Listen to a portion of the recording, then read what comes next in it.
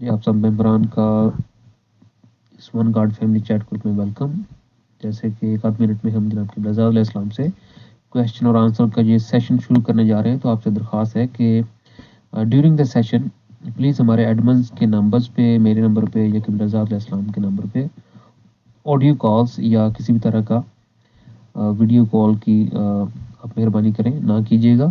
جب سیشن مکمل ہو جائے تو پھر ہم آپ کے سوالوں کے جواب دینے کے لیے ول بی اویلیبل انشاءاللہ. بہت شکریہ. جی آپ سب محترمین کا one guard family chat group میں ویلکم. جناب قبلہ زاد علیہ السلام جو ہے وہ تھوڑی دیر میں ہمارے ساتھ ہوں گے، تو ان کے ساتھ سوال و جواب کا سلسلہ شروع کریں گے. بہت شکریہ. Mr. Other South Africa, so I wish you have a nice day. Go ahead, and I'm over here. Let's start it.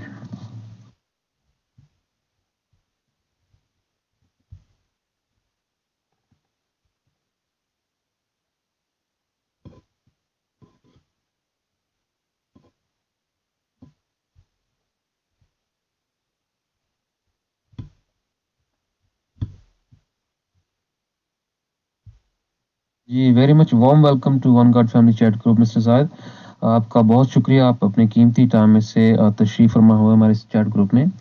تو اور ان ممبران کا بھی میں شکر گزار ہوں جنہوں نے ڈیورنگ دی ویک ہمیں ان مفید سوالوں سے آگاہ فرمایا.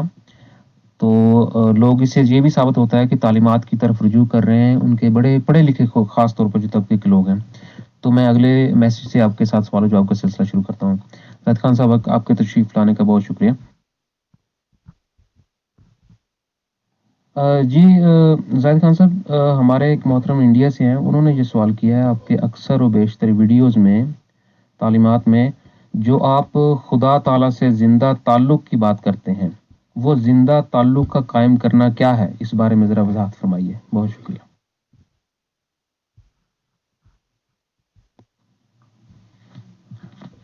ویسے تو بہت ہی آسان طریقہ ہے.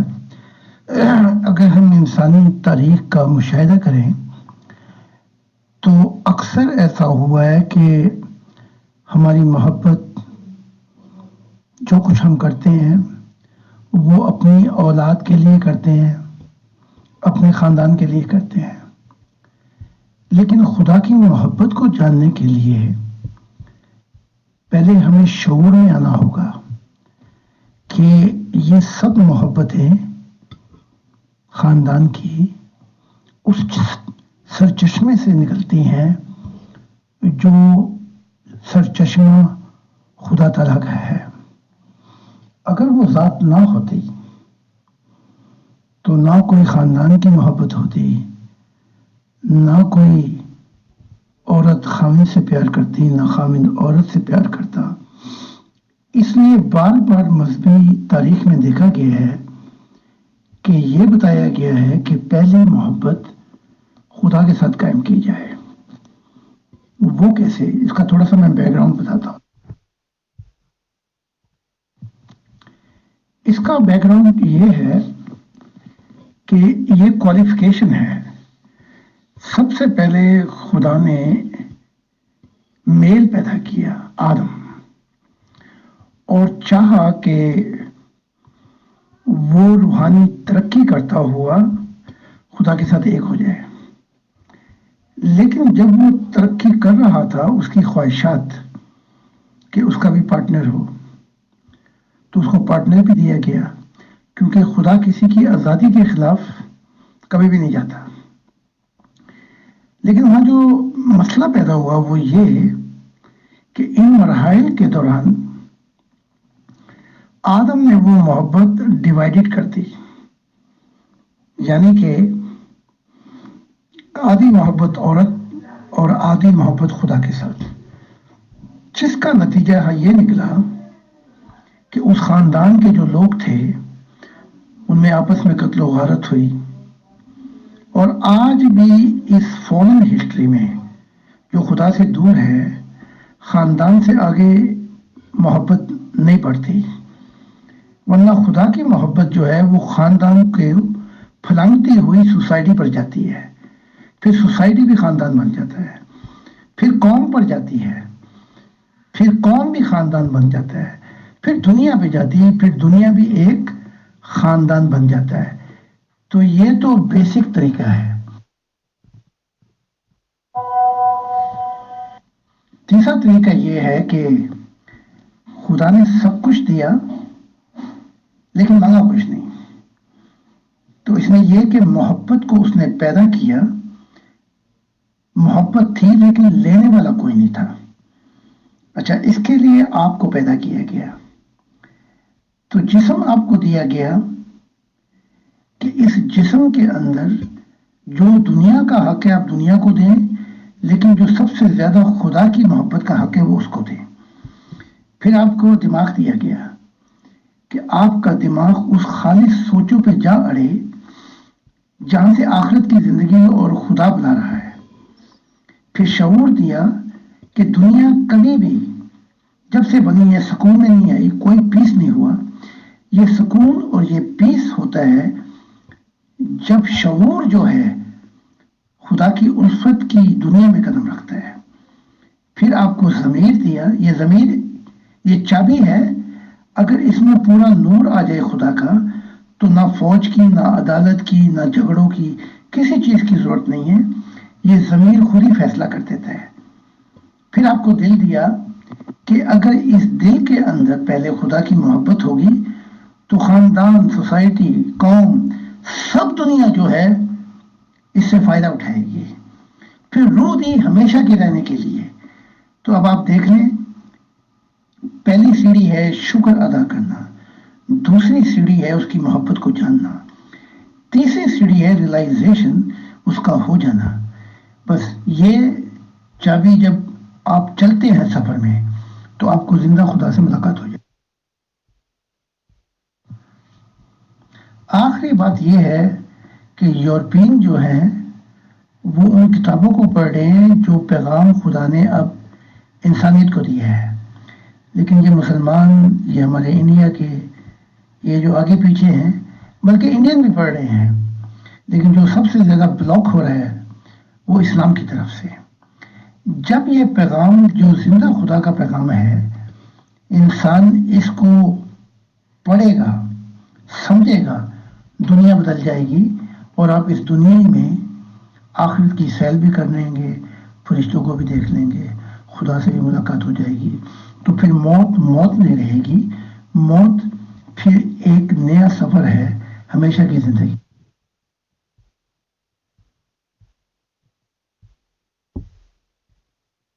جی بہت شکریہ محترم زاہد خان صاحب۔ یہ ایک اور سوال ہے جی، آج کے کافی سوال انبیاء کے بارے سے ہی ہیں۔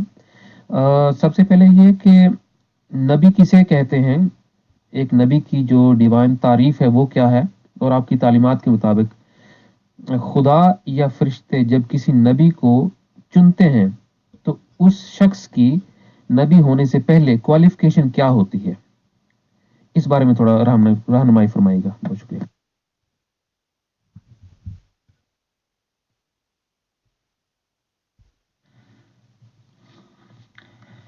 نبی کی کوالیفیکیشن نبی ہونے سے پہلے یہ ہوتی ہے کہ اس کی روحانیت کا جو چشمہ ہے یا نہر ہے وہ پانی تیزی کی طرف خدا کی طرف دوڑ رہا ہوتا ہے۔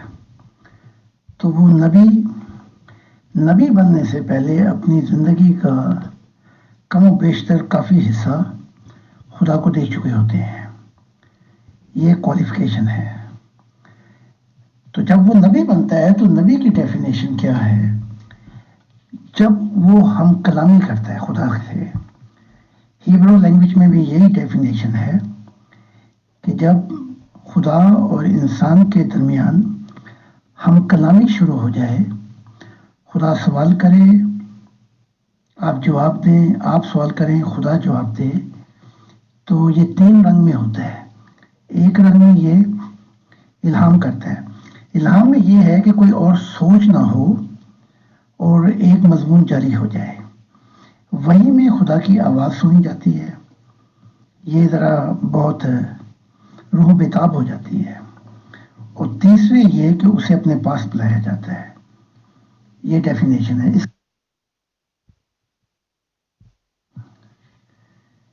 اب ہوتا ہے کوالیفیکیشن. تو اس کوالیفیکیشن میں یہ ہوتا ہے 2 نبی بھی ہو سکتے ہیں ایک وقت میں، 3 بھی ہو سکتے ہیں، لیکن جو اہم، جو جسے ڈرائیونگ سیٹ دی جاتی ہے، رسالت دی جاتی ہے، وہ ایک ہوتا ہے. تو باقیوں کو پھر فالو کرنا پڑتا ہے. جیسے موسیٰ کے دوران، موسیٰ کے زمانے میں بلعام بھی نبی تھا، لیکن موسیٰ کو مشن دیا گیا تھا بنی اسرائیل کی قوم کا. تو 2 3 4 5 بھی ہو سکتے ہیں، لیکن ایک کو مین، جیسے یونیورسٹی میں بڑے کافی پروفیسر ہوتے ہیں، ان میں سے ایک پروفیسر کو وائس چانسلر بنا دیا جاتا ہے.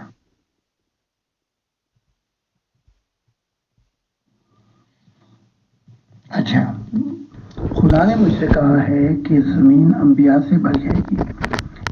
تو ہر ایک کے پاس دل کی چابی ہے، وہ جتنی چاہے ترقی کر سکتا ہے. نہ خدا روکے گا، نہ فرشتے روکیں گے، نہ کوئی اور زمین و آسمان کی کوئی مخلوق روکے گی. تو یہ یونیورسل کی ہے، اور یہ کسی کی خاص میراث نہیں ہے، نہ اسلام کی، نہ عیسائیت کی، نہ کسی اور مذہب کی. تو یہ سلسلہ اب شروع ہو جائے گا کہ زمین انبیاء سے بھر جائے گی. جی بہت شکریہ زاہد خان صاحب. اسی سے لنک کرتا ہوا ایک اور سوال ہے جی، انبیاء اور عام لوگوں کی روحانی گروتھ میں کیا فرق ہے؟ کیا تاریخ کے جو انبیاء محمد، عیسیٰ یا ان سے پہلے جو انبیاء گزرے ہیں، ان کی امتوں میں سے کچھ یا چند لوگوں پر ایسا مقام آیا کہ وہ روحانیت میں اپنے انبیاء سے بھی بڑھ گئے تھے؟ اس کے بارے میں آپ کیا روشنی فرمائیں گے؟ بہت شکریہ.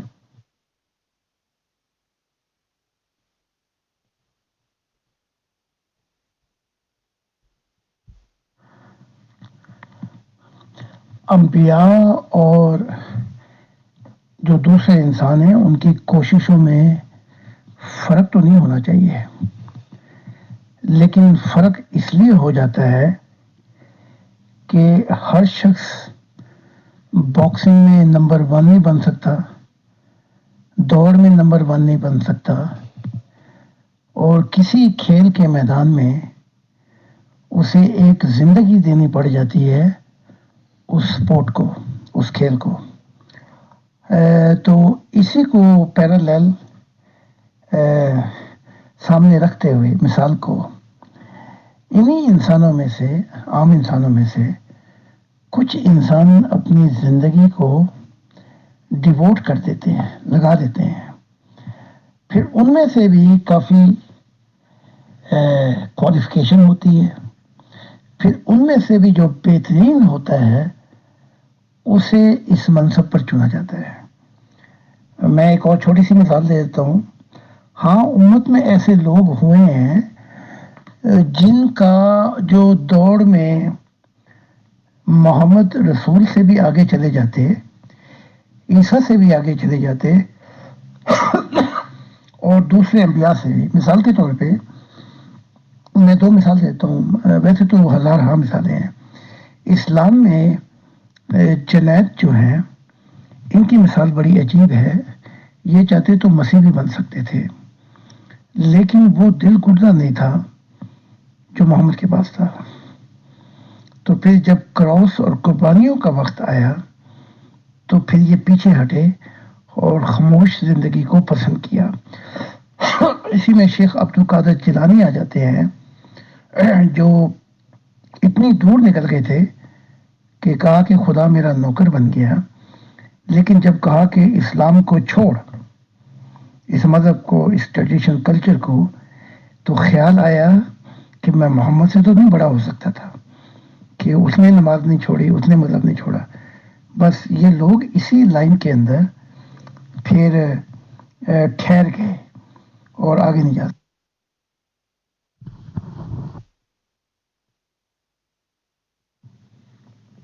اسی طرح ساؤل کے پاس وہ دل گھڑتا تھا کہ اس نے بہت سے کراس اٹھا لیے اور عیسائی مذہب کو اب بانی بن بیٹھا. لیکن اگر یہی دل گردہ عیسیٰ میں ہوتا تو خدا کی دنیا آ گئی تھی. تو جو عیسیٰ نے سمجھا تھا، عیسیٰ ابن زکریا نے، وہ یہ کہ ایک کراس اٹھا کر خدا کی دنیا آ سکتی ہے، اور وہ بھی معجزوں سے. وہ لمبے سفر سے نہیں جس میں ہزار ہاں قربانیاں اور موت کے پیالے سامنے آتے ہیں. بس وہ ایک کراس کے بعد وہ یہ سمجھ گیا کہ خدا کی دنیا نہیں آئے گی، اور اس نے کہا کسی اور کو بھیج. تو امت میں بہت سے لوگ ایسے تھے، صوفیات میں بھی، لیکن وہ قربانیاں، وہ زندگی، وہ وفا، یہ بس جب اس راستے میں چھلانگیں مارنی پڑیں تو پھر آگے نہیں آ سکے. اور جو آگے انہیں آپ دیکھتے ہیں کہ وہ انبیاء تھے جنہوں نے بہت کچھ قربانیاں دی. اور وہ بھی کہیں نہ کہیں، اسلام کہتا ہے 1,24,000، میں کہتا ہوں 1,48,000، تو ان میں سے 25، 26 یا 30 لگا لیں، باقی 1,47,975 انبیاء مشن کو چھوڑ کے چلے گئے.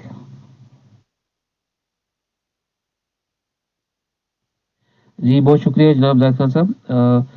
ایسا سمجھا جاتا ہے کہ نبی جو ہیں وہ غلطیوں سے مبرہ ہوتے ہیں یا معصوم ہوتے ہیں. تو اس بارے میں بتائیے گا کہ کیا انبیاء بھی غلطی کر سکتے ہیں، اور اگر ایسا ہے تو کیا فرشتے یا خدا انہیں آگاہی دیتے ہیں کہ وہ غلطی نہ کریں؟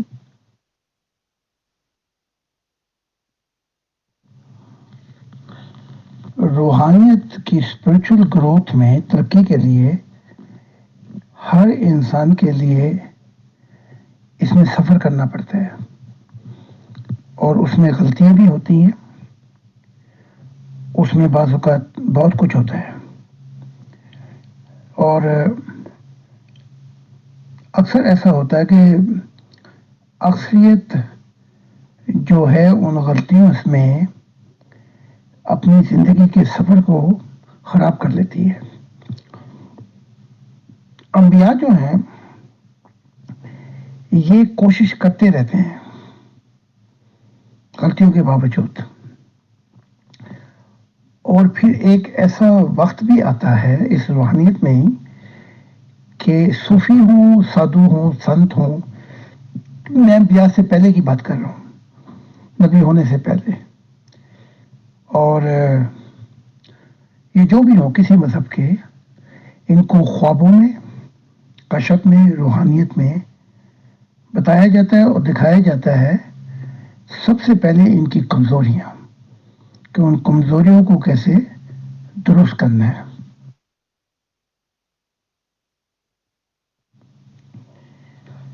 روحانیت کا جو سفر ہے یہ ہمیشہ کا سفر ہے. یہ کوئی ایسا دنیائی سفر نہیں ہے کہ آپ ڈاکٹر بن گئے یا پروفیسر بن گئے یا کچھ اور بن گئے تو آپ اپنی منزل پہ پہنچ گئے. روحانیت کا سفر اس زندگی میں ایک بنیاد ہے، فاؤنڈیشن، لیکن آخرت میں یہ ہمیشہ کا سفر ہے. اس لیے اس سفر میں ڈیمانڈ پڑی ہے، چیلنج جسے آپ کہتے ہیں. اس میں پھر یہ آ جاتا ہے کہ یقین محکم آ جاتا ہے، ایمان آ جاتا ہے، پھر یقین محکم کی منزلیں آتی ہیں، پھر اس میں ایک پوری زندگی چاہیے وفا کے ساتھ. پھر اس زندگی کے سفر میں بڑے طوفان آتے ہیں، بڑے جھکڑ چڑھتے ہیں، بڑی قربانیاں دینی پڑتی ہیں، حتیٰ کہ موت کے پیالے بھی پینے پڑتے ہیں، اور اپنی جان سے بھی ہاتھ دھونے پڑ جاتے ہیں. تو کیونکہ یہ اتنا لمبا سفر ہے اور اس کے اندر پھر انسانیت کو بھی راہ دکھانی ہے، ان کو بھی گائیڈنس دینی ہے، ان کو بھی پیغام دینا ہے خدا کا اور آخرت کا. تو اس تمام طوفانوں کے جھکڑوں میں پھر کوئی ہے جو اس عشق کی گلی سے گزرتا ہے تو اس لیے انبیاؤں کے جو غلطیاں ہوتی ہیں انہیں فوراً معاف کر دیا جاتا ہے. اس کی وجہ یہ ہے کہ ان کا پلس بہت زیادہ ہوتا ہے، انہوں نے بوجھ بہت زیادہ اٹھایا ہوتا ہے. اس کی مثال میں یہ دیتا ہوں، ایک ورلڈ باکسنگ شروع ہوتی ہے، اگر مقابلہ ایک راؤنڈ میں ختم ہو جائے تو ایک لکی پنچ ہوگا، لیکن مقابلہ اگر تیز ہو جائے 15 راؤنڈ، یا پہلی شروع کسی وقت میں 40 راؤنڈ ہوتا تھا، 15 راؤنڈ، تو پھر دونوں طرف سے مکے لینے پڑتے ہیں، زخمی ہونا پڑتا ہے اور بہت شدت سے مقابلہ ہوتا ہے.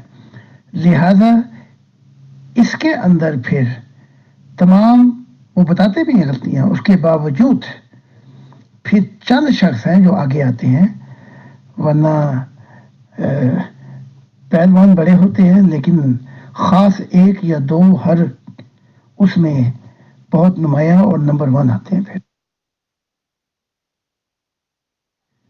جی بہت شکریہ جناب محترم زاہد خان صاحب. ایک اور سوال ہے جی آپ سے کہ انبیاء اور ان کی تعلیمات کے ساتھ معجزات کی کیا اہمیت یا کمبینیشن ہے؟ چونکہ تاریخ میں دیکھا گیا ہے انبیاء کو معجزات بھی دیے گئے اور تعلیمات بھی، تو اگر تعلیمات کو ہی سمجھ کر انسانیت جو ہے وہ حق تعالیٰ کے قریب آ سکتی ہے تو انہیں معجزات دینے کی کیا ضرورت تھی؟ اس کے بارے میں آپ ذرا وضاحت فرمائیے. بہت شکریہ. انبیاؤں کو تعلیمات دی جاتی ہیں اور معجزے نہیں دیے جاتے. پہلے میں یہ بات سمجھا دوں، لوگ کہیں گے فلاں فلاں نبی نے معجزے کیے. اصل میں تعلیمات جب مان لی جاتی ہیں تو اس میں بہت سے معجزے ہو جاتے ہیں. جیسے ایک تیز رفتار گاڑی جا رہی ہے تو جو چھوٹے چھوٹے پتھر اس گاڑی کے ٹائر میں آتے ہیں تو وہ لگتے ہیں بعض اوقات گاڑی کے شیشوں کو اور شیشہ توڑ دیتے ہیں. تو یہ معجزے جو ہیں یہ سیکنڈری ہیں. اگر کوئی نبی ان معجزوں کے بل بوتے خدا کی دنیا لائے یا لانے کی کوشش کرے وہ ناکام ہو جاتا ہے، بلکہ معجزے اس کے خلاف ہو جاتے ہیں. اب میں آپ کو ایک مثال دیتا ہوں.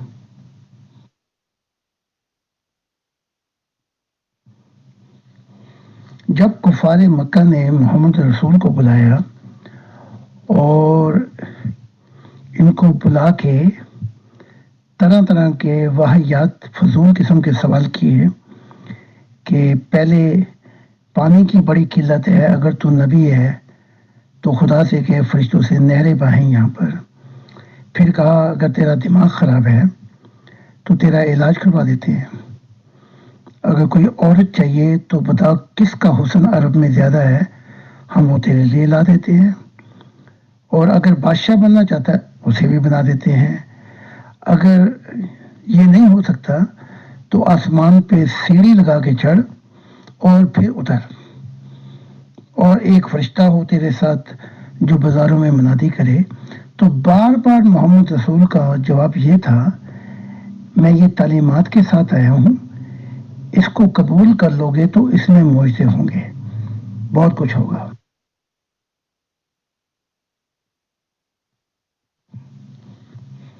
پھر محمد رسول اس مشن پہ چلتے رہے. اس کے برعکس عیسیٰ ابن زکریا نے دعا کی. جیسا خدا نے مجھے کہا تھا کہ اگر تو چاہے تو معجزے ساتھ ساتھ تعلیمات کے ہوں، تو میں نے خدا سے پوچھا تھا کہ یہ معجزوں سے دنیا آئے گی. خدا نے کہا نہیں، معجزوں کی قیمت ہے.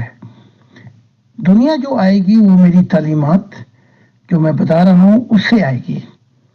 تو عیسیٰ ابن زکریا نے معجزے جو مانگے ان سے شروع کیا، جس کا نقصان یہ ہوا کہ جب معجزے واپس لیے گئے تو تعلیمات سننے کے لیے کوئی شخص نہیں تیار تھا عیسیٰ ابن زکریا کی. تو جو اہم جو میں جواب دے رہا ہوں وہ یہ ہے کہ تعلیمات کے اندر جو پہنچ جاتے ہیں معرفت الہی میں، تعلیمات ہی چابی ہیں، اسی کے اندر معجزے ہیں. لیکن جو صرف معجزے مانگتے ہیں ان کے اپنے نبیوں سے ان کا مشن بھی خراب کر دیتے ہیں اور اپنا بھی ستیہ ناش کر دیتے ہیں ہسٹری کے اندر. تو تعلیمات دی جاتی ہیں، معجزے ایسے ہیں جیسے آپ کھانا کھانا جائیں تو بعد میں کوئی میٹھی سی چیز مانگے. تو لیکن یہ معجزے جو ہیں ان سے خدا کی دنیا کبھی بھی نہیں آ سکتی، وہ صرف تعلیمات سے آئے گی. جی بہت شکریہ جناب زاہد خان صاحب. یہ ایک سوال ہے جی، جو کہ اکثر اسلام میں یہ سمجھا جاتا ہے کہ عیسیٰ علیہ السلام واپس آئیں گے، نبی عیسیٰ واپس آئیں گے، اور یہودیوں میں بھی سمجھا جاتا ہے کہ الیاس جو ہے الایا واپس آئیں گے. تو اس بارے میں ذرا وضاحت فرمائیے گا کہ کیا ایک نبی جو کہ اپنا مشن نامکمل چھوڑ کے چلا گیا، کیا وہ روحانی دنیاؤں سے واپس آ کے اپنی امت کی یا انسانیت کی دوبارہ خدمت کر سکتا ہے، جو اس مشن کو چلا سکتا ہے؟ اس کا واپس آنا کیا ممکن ہے؟ اگر ہے تو وہ کیا ہوتا ہے؟ بہت بہت ہی عجیب بات بھی ہے اور سوال بھی ہے. ساری یہ جتنے بھی مذہب ہیں، اسلام، عیسائیت اور یہودیت، یہ بار بار دھوکہ کھاتے ہیں اور بار بار پھر اسی چیز کو پکڑ کے بیٹھ جاتے ہیں. یہ بڑا سب سے بڑا معجزہ یہ ہے شیطانیت کا. یہودیت کے اندر 900 سال پہلے عیسیٰ کی باس آنے سے 900 سال پہلے الایا آیا تھا، اور اس کے متعلق یہ ہے تورات میں کہ وہ رتھ پہ بیٹھ کے گھوڑوں کے آسمان پہ چلا گیا تھا، اور وہ واپس آئے گا اور وہ تیاری کرائے گا مسیح کی، پھر مسیح آئے گا.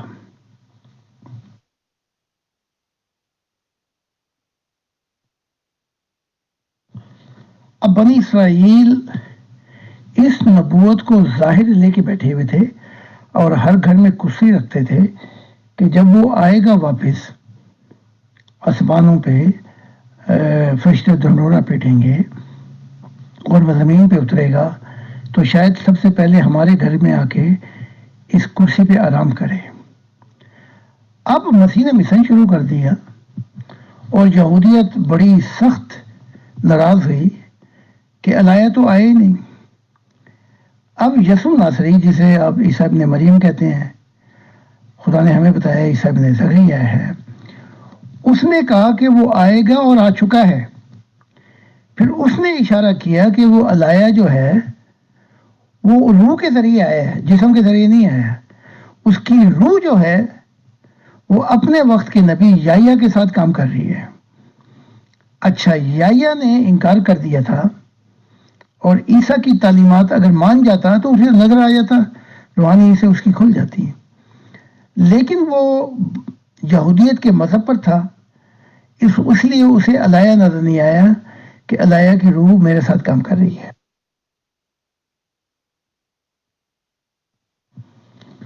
اب عیسائیت یہ مان چکی ہے اس بات کو کہ عیسیٰ سچا تھا اور وہ الایا کی روح جو تھی وہ کام کر رہی تھی یحییٰ کے ساتھ، یہ مان چکے ہیں.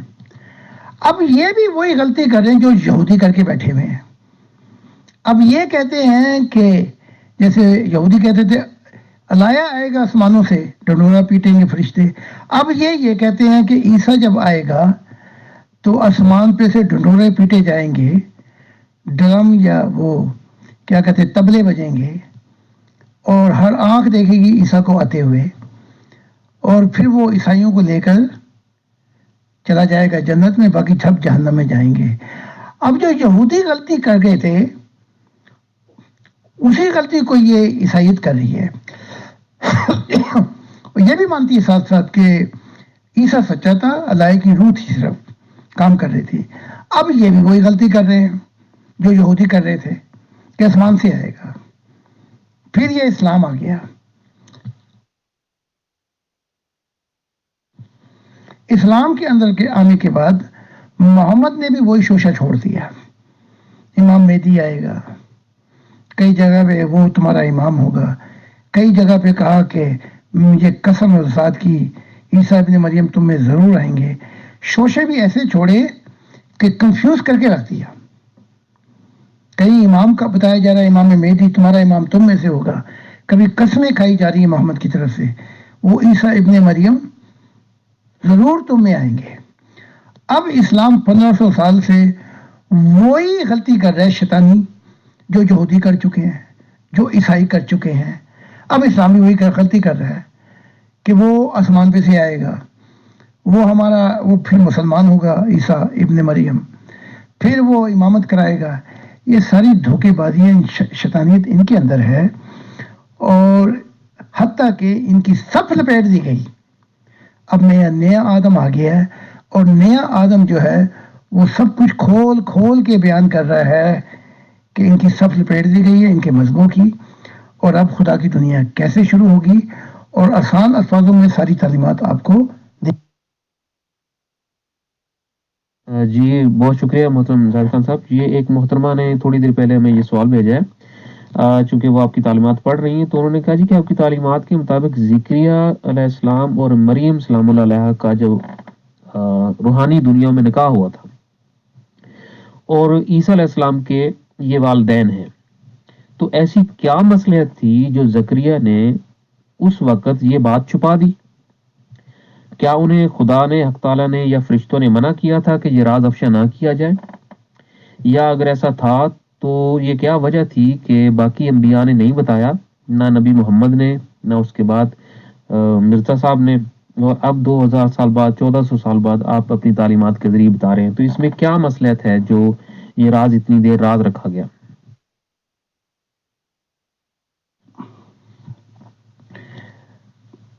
زکریا جو ہے جنہیں آپ زکریا علیہ السلام کہتے ہیں، اور بی بی مریم، اگر اس وقت یہ راز بتا دیتے تو دونوں کو سنسار کر دیا جاتا یہودیت کے قانون کے تحت. تو وہ بات پھر بی بی مریم نے تو نہیں بتائی کہ آسمان پہ جبرائیل نے کہا تھا نکاح ہے، ہمارا نکاح ہو گیا ہے. اپنے کسی دوست کے ذریعے، جو خاص دوست تھا، زکریا نے بتائی اس کو وہ بات. تب یہودیت نے اسے وہاں پہ لائے گئے جہاں پہ وہ اپنے مینڈے بکرے وغیرہ ذبح کرتے تھے، گائے، اور وہاں اسے ذبح کیا گیا زکریا کو. لیکن بی بی مریم نے قسمیں کھا کے تورات کی انکار کیا. تو ان کے نطفے سے مسیح میں آنا تھا. یوسف دنیائی شخص تھا. اب آ جاتے ہیں اسلام کے پاس.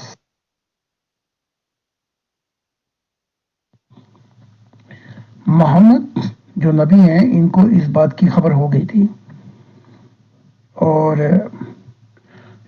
اشارتاً قرآن میں ہے کہ جب وہ اپنی قدمیں پھینک رہے تھے تیر، تو زکریا کا اس پہ قرہ نکلا.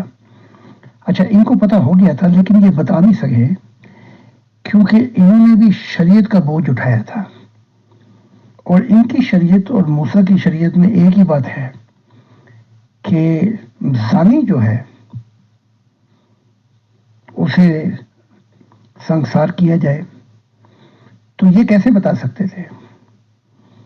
بتاتے تو شریعت کے خلاف جاتے، اس لیے خاموش ہو گئے. لہذا اب 1500 سال کے بعد اب مرزا غلام احمد قادیان کو بہت سی باتیں پتہ تھیں اس کی، عیسیٰ ابن زکریا کی. تو یاد ہے آپ کو ایک واقعہ جو مرزا غلام احمد قادیان کا کہ محمدی بیگم کے ساتھ میرا نکاح کیا گیا ہے، اور پھر قسمیں کہا کہ اخباروں میں بتایا کہ یہ ضرور ہوگا، تو پھر وہ یہ معجزہ لازمی ہوگا، میری شادی محمدی بیگم سے ہوگی. بہت کچھ کہا گیا، اور وہ شادی نہیں ہوئی، اور وہ کسی اور شخص سے ہو گئی. تو یہ اتنا بڑا ہتھوڑا تھا جو غلام احمد قادیان پہ پڑا تھا. تو اس ایک وجہ سے بھی آپ خاموش ہو گئے کہ اب میں کیسے بتاؤں کہ زکریا کا نکاح جو ہے وہ بی بی مریم کے ساتھ ہوا تھا. آسمانوں میں، پھر اور کچھ بھی بتانا پڑتا. پھر محمد رسول کا بہت کچھ پتا تھا انہیں، غلام احمد قادیان کو. انہوں نے عیسیٰ کا کٹھا چٹا کافی نکال کے رکھ دیا. اگر محمد رسول کا بھی نکال دیتے تو پھر انہیں انڈیا میں کوئی جینے نہیں دیتا. اس لیے خدا نے کہا تھا کہ وہ انگلینڈ چلا جائے غلام احمد قادیان. خدا کی بھی بات نہیں مانی تو وہ ساری محمد کے راز عشق محمدی میں لے کے بیٹھے، خاموش بیٹھے رہے، لیکن نہیں بتایا. تو بہت سی چیزیں انبیاء کو پتہ ہوتی ہیں، اگر نہیں بتاتے تو زیادہ نقصان انسانیت کا ہو جاتا.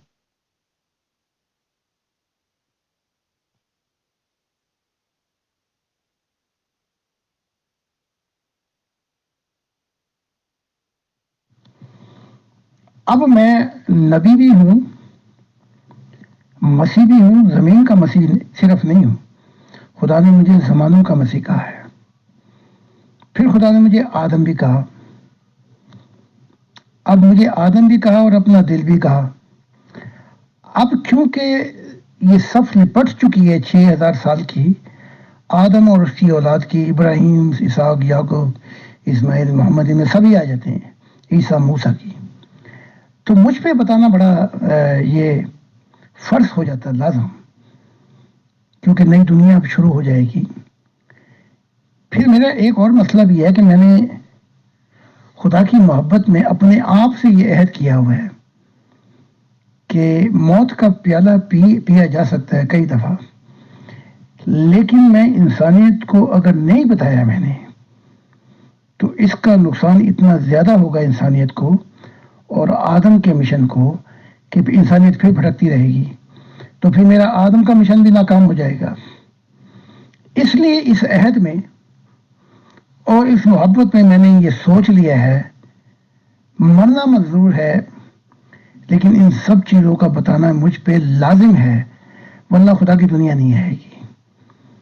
بس 50 سال کی زندگی میں بار بار ایسے دورائے ہائے جہاں موت آمنے سامنے آ کھڑی ہوئی، اور میں زندہ ہوں.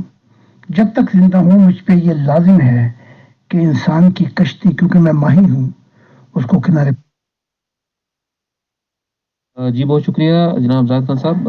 اس سوال سے متعلقہ کئی اور سوالات ابھی آ رہے ہیں لائیو، ہم سارے شاید نہ لے سکیں. آخری 2-3 سوال ہم لیتے ہیں آپ سے، کیونکہ آپ کا کافی ہم نے وقت لے لیا، آلموسٹ 1 گھنٹے سے اوپر ہو گیا پروگرام، تو اس کے بعد ہم آپ سے اجازت لیں گے. جی اگلا سوال ہے جی مختصراً کہ آپ کی تعلیمات کے مطابق یہ بتایا جاتا ہے کہ ایک وقت آئے گا کہ یہ دنیا انبیاء سے بھر جائے گی، تو وہ انبیاء کیا ہوں گے، کون ہوں گے، ان کے بارے میں تھوڑا سا بتائیے.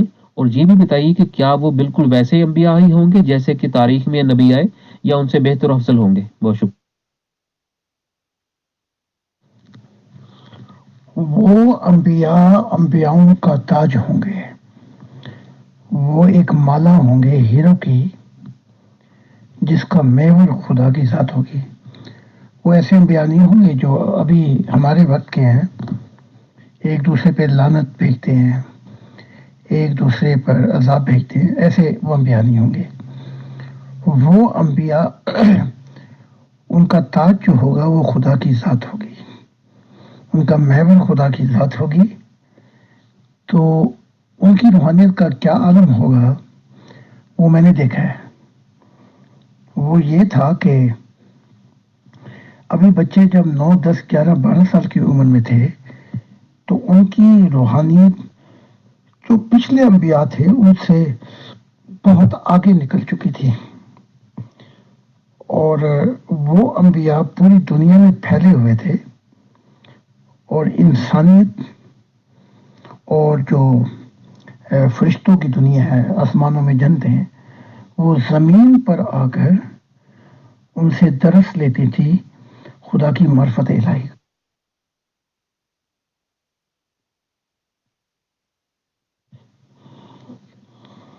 یہ وہی بات آ جائے گی کہ جو خدا نے کہا تھا کہ جو میں جانتا ہوں تم نہیں جانتے.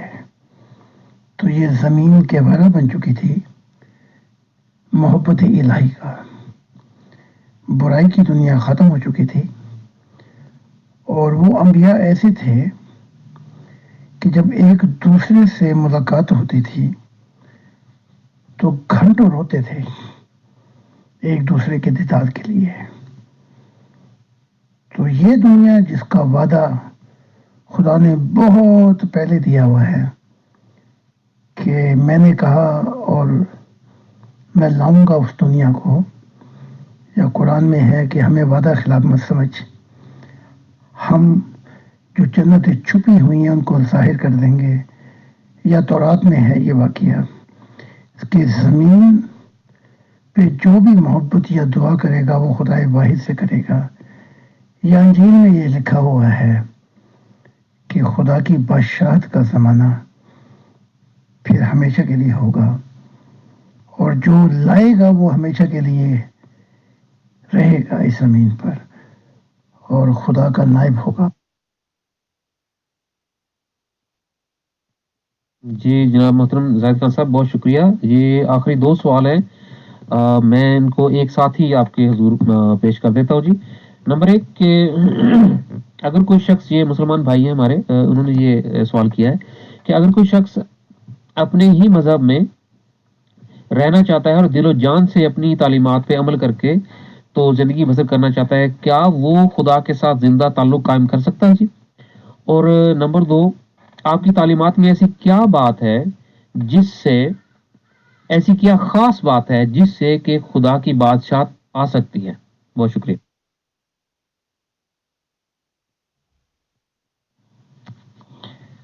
پہلے سوال کا جواب یہ ہے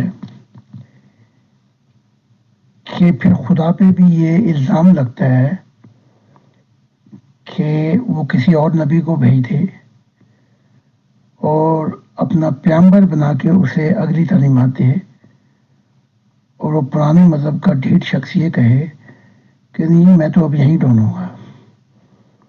تو یہ خدا کے بھی خلاف ہو جاتی ہے بات.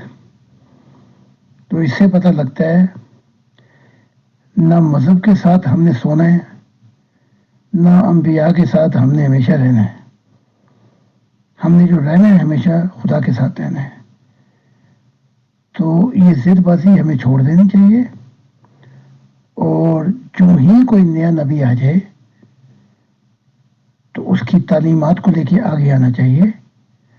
اور حقیقت یہ ہے کہ یہ اپنی تعلیمات پہ بھی نہیں چل سکے تو ان کے لیے تو وہ آسانی کر رہا ہے اگلا نبی، کہ جو لمبا رستہ ہے اس کو نزدیک ترین رستے سے خدا کو ملانا چاہتا ہے.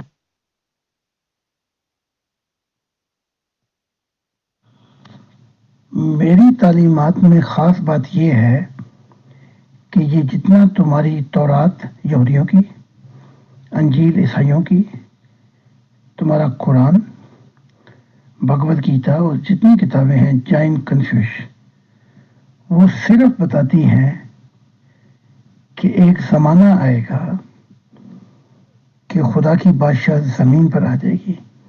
خاص بات یہ ہے کہ میں وہ راز الہی کھول رہا ہوں کہ اس سے پہلے کسی انبیاء نے، ان کے وہم و گمان میں بھی یہ خدا کی معرفت الہی نہیں تھی. تو خدا اس پہ گواہ اس لیے ہے کہ جو کچھ تو نے سنا، دیکھا، مشاہدے کیے آخرت میں، اور جو کچھ تیرے ساتھ میرا سفر ہے وہ بتا دے تو میری دنیا آ جائے گی. تو یہ خاص بات ہے جو کسی اور مذہب میں نہیں ہے. اور میرا جو پیغام ہے وہ مذہب کا ہے ہی نہیں، شریعت کا ہے ہی نہیں. وہ ہے ایک انسانیت کا خاندان جس کا محور خدا کی ذات ہوگی. جی بہت شکریہ جناب زاہد خان صاحب، آپ کے قیمتی وقت کا. آپ نے بہت سارے راز الہی اور معرفت کے موتی ہمارے ساتھ شیئر کیے، اور آپ کے قیمتی وقت کا بہت شکریہ. Okay, thank you, me, Atar. God bless you, and I pray your journey should be continued, and our all member finally they find their destination with God. Thank you, and God bless you.